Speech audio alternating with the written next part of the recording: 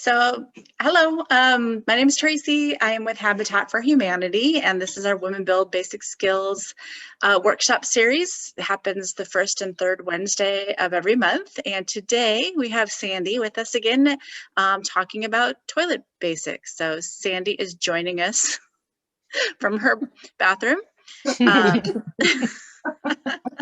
Which we thought this was a great intro here, just as she is. So I'll go over some of the basics of how this goes. Sandy will start her demonstration, and she'll pause along the way for questions. But if you ever have any questions while she's going through, it's a small group. We're not expecting any more than 12 people, and it probably won't even be that many. So feel free to unmute yourself and ask questions at any time. If you don't have audio capabilities, then you can also type any questions into the chat, and I will go ahead and relay them to Sandy. So we have a couple other people just joining now, so I'm going to give it just another minute while they connect, and then let you start, Sandy. Okay, sounds great. Okay.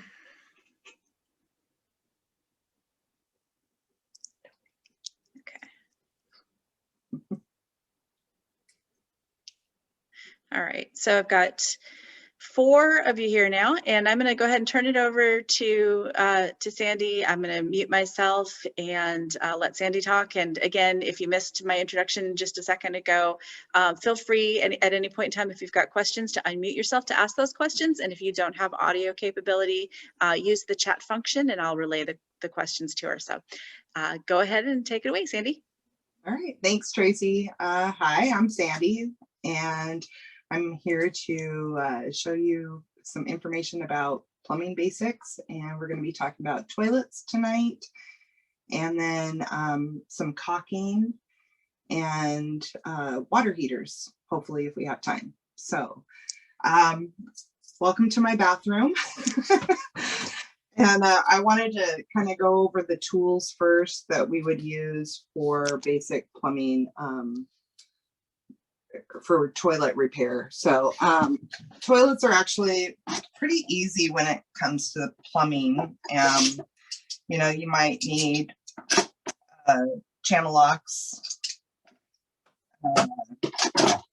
a good flat tip screwdriver if you're taking off the tank, an adjustable wrench.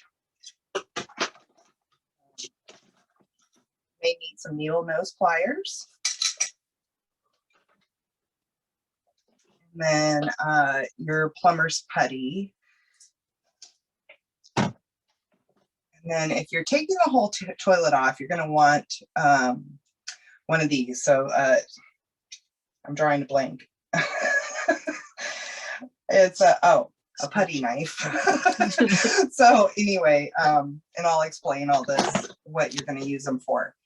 But first, when we're talking about toilets, often most people have a problem with running. So running is when, you know, you hear the water, you hear the water running. So it would just be like a light drain into your toilet like that. And so most of the time, what that is the flapper inside your toilet. So let's see if you can get down in there. So yep, there's this little red piece right here. That is the flapper, and they wear out over time. Sometimes it can be your handle. So, you know, if you just jiggle your handle, you can fix that. Or if you need to, these parts, they wear out being in water, so they'll get rusted and wear out. So like the chain will wear out, or various parts. So it's good to look and see, you know, what it is that's causing the problem. So when you're working with your toilet bowl, and you know, this water is clean, so you know, it doesn't look very pretty in there, but it's clean. So you can stick your hand in there or whatever. But a good way, if you got to replace parts, is to turn off the water underneath your toilet. So there'll be a valve down here. Let's see. right here. And so you want to turn it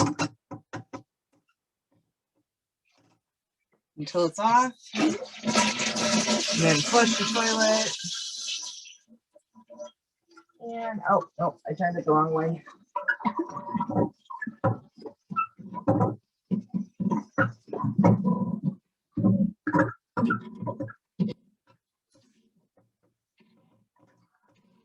Okay. And the way you know is that it's turned the wrong way is there'll be water coming out of this tube into the fill valve. So go ahead and drain that out of there. So for just a flapper replacement, it's really simple. It just pops right off.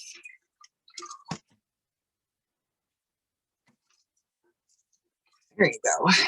So you can go get a new flapper, get a new chain if you need to, or a new handle. And the handle, okay, that nut's a little tight. So here you're going to grab your channel locks.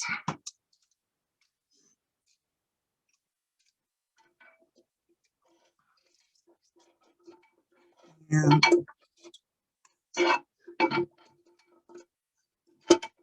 loosen up that nut until it comes off.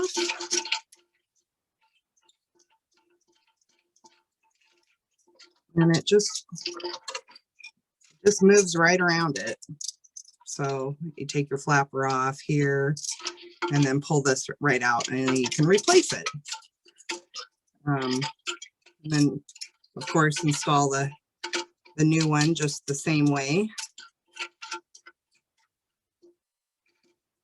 Get it good and tight. You know, if you need to tighten it a little more, you can use your channel locks, but you don't want to do it too tight because it's generally a plastic piece. So, and then you can just pop your flapper back on the posts that are sticking out. Now, if you need a temporary fix for a flapper while you're waiting to go get a new one, you can put a little petroleum jelly around the base and that'll help create the seal temporarily, but it doesn't last very long. So I just recommend going and getting a new one. The other things, you know, all of this, you know, if there's issues with your float or, you know, your fill valve or any of that stuff, there's little nuts and they just unscrew and come out, and then you can replace these parts. If you're replacing this fill valve or fill tube, you want to make sure that you measure it to make sure your new one is the same height, or else it's not going to work properly. So that's pretty much it for that. If you need to replace the toilet itself, the first thing you want to do is drain your tank like this. And you can take a sponge and sponge out the remaining water until it's empty. And then there's 3 screws that have these rubber washers around them. And so you use your flat tip screwdriver to unscrew these while you're holding the nut on the bottom with an adjustable wrench. And then take your tank off. Toilets are really heavy, so you want to make sure that you do it in pieces. So then once you get the tank off, then you can take the nuts down here off of, oops, sorry, they're a little tight. Take the nuts down here off of your bolts. So those nuts. So yes, and you know, they can get corroded over time. And so if you're having a hard time removing them, you're going to replace them anyway. So you can use a hacksaw or a reciprocating saw to get those off. This, I show this. This is one of my favorite tools. This is a rigid multi-purpose tool. And, you know, right now it's got the sanding head on it, but just 2 hands. Pop that off and put on the reciprocating saw head.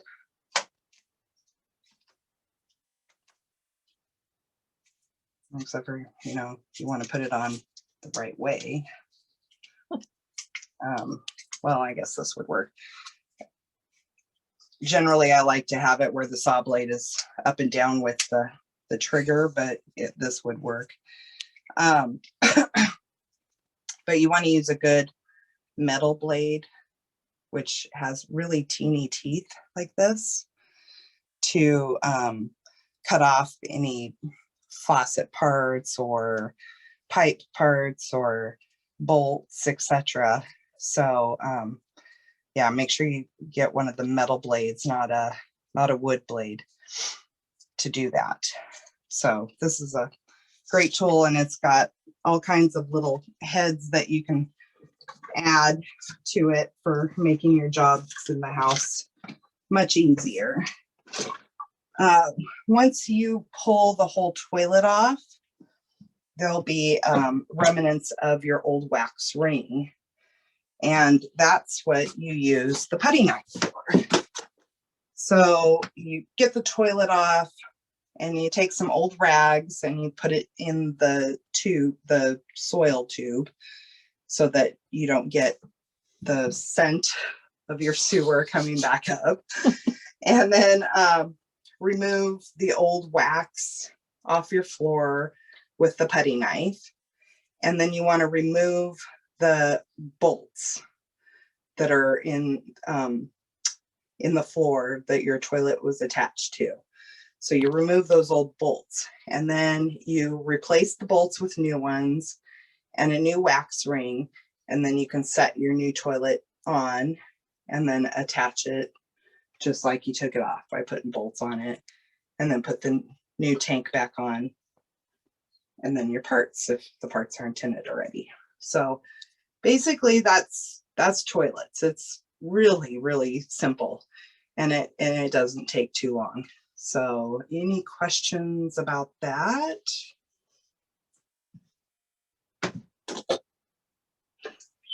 If your toilet is flushing slowly, even after using like Drano or whatever you use for toilets to get unclogged, could that possibly be because you're not having good suction where the toilet meets the floor?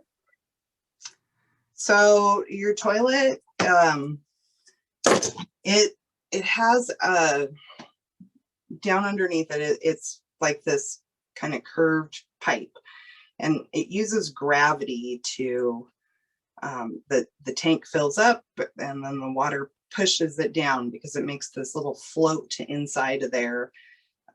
Say, okay, it's full of water, it's time to flush. So if it's flushing slowly, for one, you shouldn't use Drano. Two, if you take your entire toilet off, you can use the, I don't, was this person in the class last time? Did they see the drain augers? Yeah, I think Heidi, you were here last time, weren't you? I didn't see a drain auger. Well, the snakes. Yeah, the snake. Right. So you use the big one that I showed last time that's got the handle on it. So you would use that in your drain. If the toilet itself is having problems, there's the big hole that, you know, your waste goes down. And then on the other side, there's a small hole. So sometimes that small hole will get plugged, And so you need to clean that out, and you can just use like a small brush or something like that to try and clean that out and help flush it out. If the water is entering the toilet slowly, then the holes under the rim might be clogged, and because they can get like lime deposits and stuff like that. And so the best way to do that is to take like paper towels and put them around where those holes are, and then use something to secure them, like what was it? Clamps? No, trying to, some kind of putty or something like that that you want, that'll be easy to clean off. But I will look it up for sure, and then I'll send Tracy a note that she can send off to you guys. But once you get the paper towels and it secured, then you can put like a lime deposit cleaner in your tank, and then flush it, and it'll fill those holes and soak into the paper towels. And you let it soak for about 24 hours, and then remove the paper towels, and then fill it with water a couple times and flush it. And that'll help get rid of any deposits that are in those pieces and parts of your toilet. Does that answer that? Any other questions? If your toilet isn't securely mounted to the floor, are you just going to have a wobbly toilet, or would there be other issues? Yes. So for one, you know, like I said, when you replace a toilet, you have to do the new wax ring, because that will cause that can cause like odor coming up or leaking around it, around the tube, and which will rot out your floor. It can, if you've got the wrong sized wax ring, that can cause wobbling. And then of course, if those bolts aren't tight with the nuts, then your toilet's going to wobble. Another thing to think about, if you have condensation on your toilet, which I don't know if that happens a lot here, but in some states they get a lot of condensation from the cold water on your tank. And they have these insulation panels that you can install. So you would drain and dry the tank, and then it has adhesive with it that you would adhere that insulator on the inside of your tank, and then you let it set for about a day, and then fill it back up with water, and that removes the condensation. Any more questions? I have a question about the flange. Is it possible, if you have a wobbly toilet, that the flange is not secured properly? You mean the wax ring? Well, I don't know if, maybe I'm not saying the right part, but the bracket that secures the underneath the toilet, isn't that the flange? Oh, yes. So yeah, I mean, you could take your toilet up and check it to see if it's not secured properly to the floor, to the subfloor. Because it sits on top of that piece that comes up from the floor, correct? Correct. So it's on top of the subfloor, and then the bolts go inside the sides of it. And then once you get the bolts in, then you put the wax ring in the middle, and then set your toilet on top of that. Okay, because I know my toilet was leaking, and when I took the toilet off, the flange was actually around the drain and not on top, so the toilet wasn't sitting level. And I had never seen that before, so I wasn't sure if that was what was causing the leak, but Interesting. And because, I mean, ultimately it should go, you know, your drain is here, mhm, your flange is around it and secured to the floor.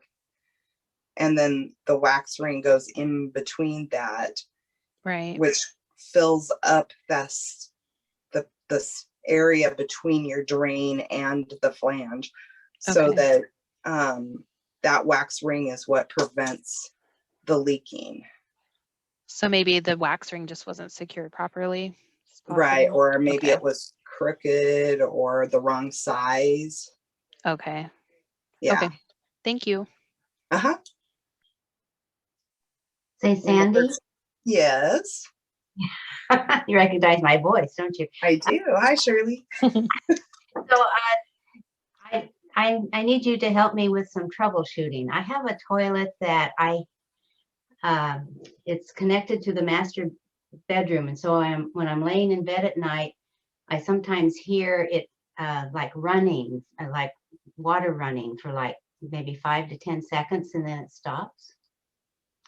Okay, so that is probably what happens is that it's like slowly leaking, and so then it feels like it needs to fill back up. And so yeah, I'm trying to remember. That might be so let's see. Turn this back on.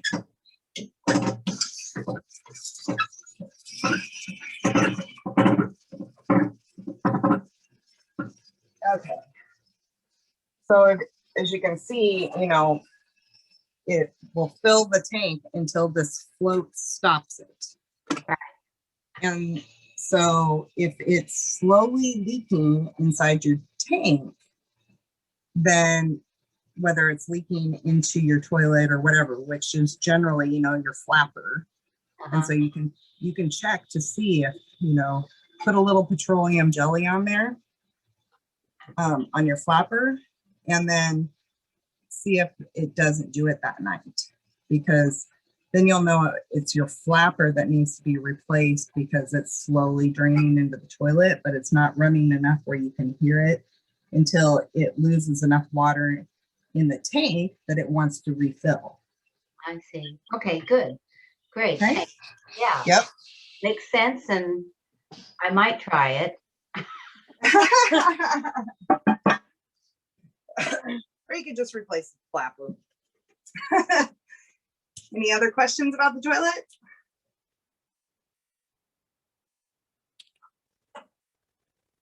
No? Okay. All right. So then I wanted to do proper caulking. Oh, and plumber's putty, that is if you replace the other parts. So there's the two parts in here, you know, you've got your float tube and then your fill valve. And the fill valve, you'll want to put plumber's putty in between the toilet and the gasket when you put a new one in.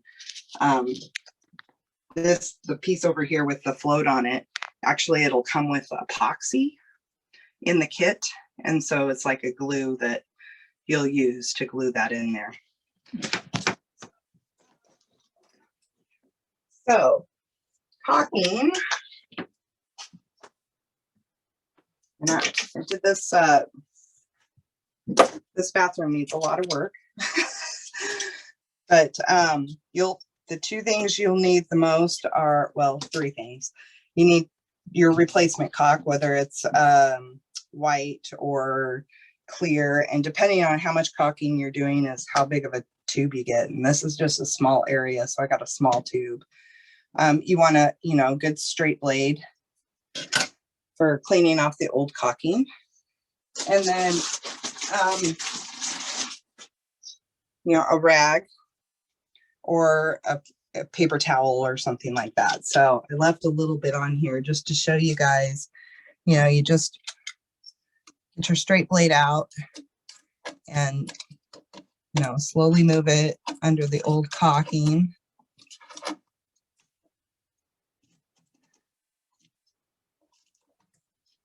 And then, pull it up, throw it away. And then you're going to want to make sure that the area is clean and dry. So I'm just going to use my little rag I already washed it yesterday. But let's make sure there's no remnants on here.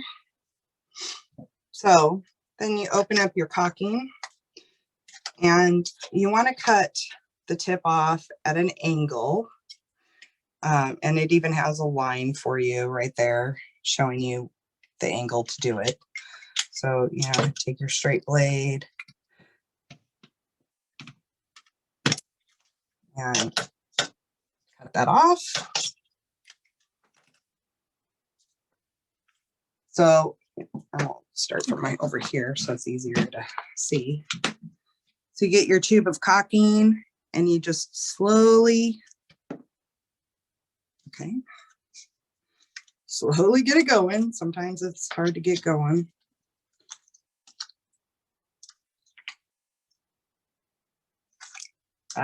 They have one of those like. Okay, some of them have a foil thing over the top.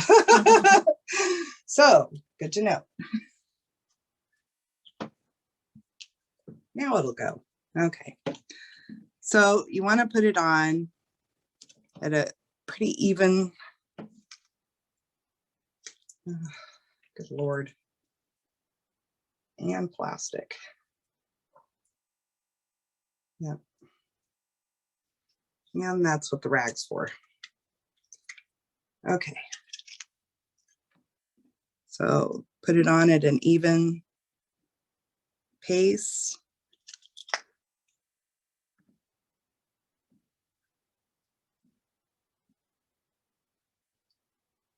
So the one thing to remember when you're doing this is, don't be afraid to get it on, and it's not going to look pretty at first, but the great thing is, and hence what the rag is for. So take your finger and use the pad of your finger and just lightly run it along the caulk.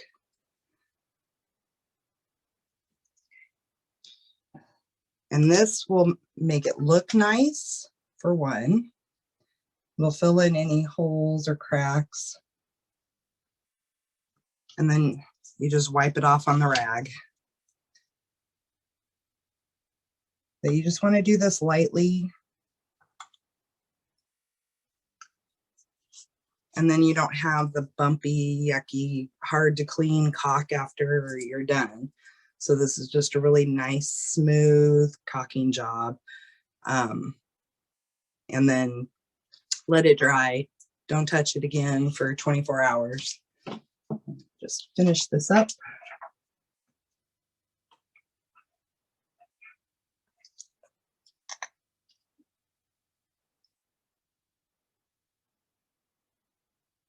Do you have any questions about this while I'm doing this?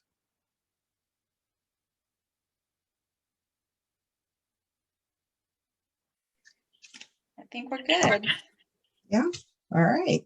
It's pretty simple.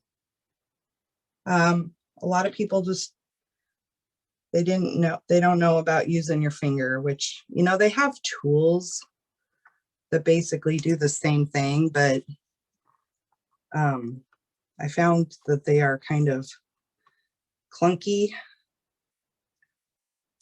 and the finger just works really well. And if you talk to any plumber, that's what they use, is their finger. So, all right. There's your caulking. Now everybody can caulk their windows, their sinks, their toilets, bathtubs, because it always needs to be replaced. It gets worn out and everything else. So, okay. The last thing I wanted to talk about was water heaters. So a lot of people don't know that a water heater should be flushed at least yearly. And the reason is because sediment gets in the bottom of your water heater.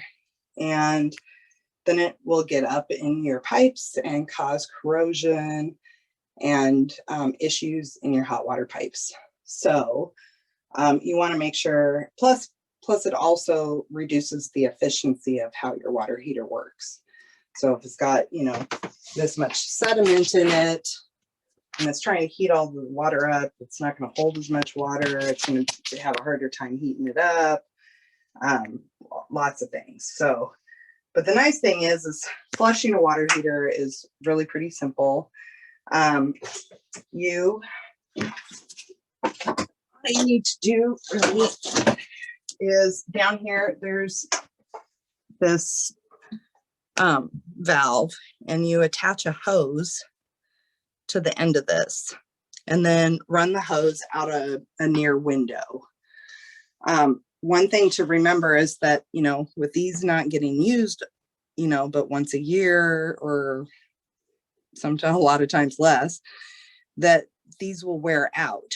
So before you do this, buy yourself a cap that will screw on the end of this when you're done if it's leaking just a tad. So, you know, then you'll have a cap that'll keep it from leaking. So once you get the hose on, you want to turn the power off to your water heater so that it's not heating while you're doing this. So, you know, go to your breaker panel and either turn off the power to the water heater or to the whole house if you don't know which breakers for your water heater. Then you're going to leave the water on for right now and open up your valve. So you open up the valve and you want to open it up for a couple minutes and let it flush out some of that sediment. Then shut it back up and do that a couple of times. So, and then if you, what you should do, but just that basic flushing will help a lot because you do it enough where you're not seeing a bunch of sediment come out of your hose. But then if you want to do a full flushing, you know, turn that off, and then right up here, let's see, yeah, this one. So this is the hot water side. So you turn off your valve to the house, and then you take this pipe apart. And you can see, you know, it's got some old plumber's tape on it. So when you put it back together, you'll want to put new plumber's tape. But you take this apart, and then you turn on the valve on the bottom, and the air coming in this pipe or this tube will help to flush the entire water heater out. So then, and that gives it the pressure that you need for the water to actually come out the hose. So you want that air coming in there. Then once you're done completely flushing, put this back together with your wrench and your pipe tape. Make sure your valve's off and not leaking. And then you can turn the water back on. Oh, and another thing to note, if you're going to do a full flush, so there's no valve to turn off the cold water coming in to this. So I would have to turn it off at the street. So make sure you turn off the water at the street so it's not constantly pouring cold water in here while you're trying to get this flushed out. So, but you want to leave that cold water on when you're doing the intermittent flushing at the beginning. So that water helps push out some of that initial sediment. And then turn it off and do the full flushing by removing the hot water pipe. Does that make sense? Hey, Sandy, does it make any difference whether it's a gas hot water heater versus a hot water heater? Yes. So if you have a gas hot water heater, you'll want to turn off the gas to your water heater, which will, your pilot light will go out and everything. And then do all your flushing. And then when you turn that back on, relight your pilot. So that's all the differences there. So it's either turning it off at the breaker or turning off the gas to it, relighting the pilot. Good, thanks. Yep. Sometimes I forget that I'm the only one that has solid electric, no gas in my house. Any other questions?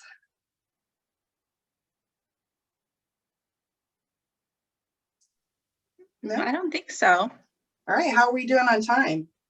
It's only 5:06. So if you Oh, goodness. have more, or if anybody had questions about any of the things that Sandy's covered so far or related things.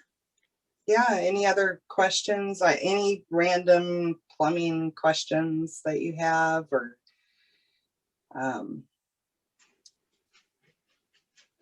anything else you want me to show you tonight? Oh, Kate has a question. So the hot water is the only one with that turn on valve, or right up there? Well, in this case. Okay. So I think some water heaters might have both. I've never looked at mine. But yeah, so you just want to look at it Okay. and see. But you can Feel it. this pipe is warm, so Okay. the hot water is coming out of it. So this is the one to the hot water pipe, and a good way to test it is turn it off and then turn on your hot water Oh, and see if and it's see if okay. you have anything coming out. Got it. So Okay. yeah, that's a good way to test it. But well, now it's time to look. Mine's outside in a shed, Oh, like right at the back of the condo. fun. Any other questions or anything you want to see?